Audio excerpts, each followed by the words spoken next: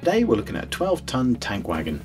These types of wagon were introduced in the early 1900s, and some of them were still in use up until the late 1960s, although by that time there were larger capacity wagons being introduced which would make these small tankers obsolete.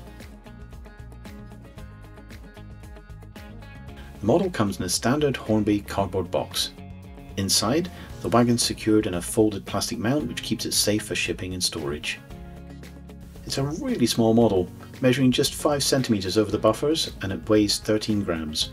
There are plenty of separate detail parts for valve wheels, the strapping over the tank, and some nicely moulded rivet and plating details. The underframe features the same sprung couplers as Hornby's other TT wagons. Unfortunately, my model also has an incorrectly applied tank saddle strap, which gives the struts a strange curved appearance when they should be straight. They're glued into place at the factory, so it won't be easy to fix. If you buy one of these from a store, it's a good idea to check both sides before purchase.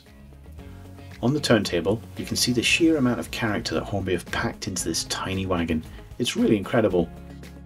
This livery features a 1964 version of the Mobil logo, so it represents a wagon right at the end of its service life, at which point it would probably be a lot dirtier than this box fresh model.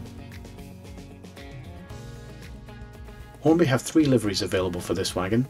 This one is a Carless Petrol, and it would have been a wagon in use in the 1920s or in the early 1930s. Again, the livery is really clean and well presented, with incredibly crisp lettering and a beautifully masked painting for the V-hanger and the wooden beams and buffers at each end of the wagon. The third livery is Fisons. Again, Hornby lists this as an Era 2/3 wagon, but the logo on this one appears to be the 1950s version, so I suspect this wagon represents a 50s or 60s condition. In close-up, you can see the incredible detail Hornby have achieved with their livery printing. The text is still legible even on the build plates, which are tiny. I love this livery. Weathering it would take some white streaks down the tank representing acid spillages during loading, which will work really well against this green and make it an outstanding feature wagon for any train.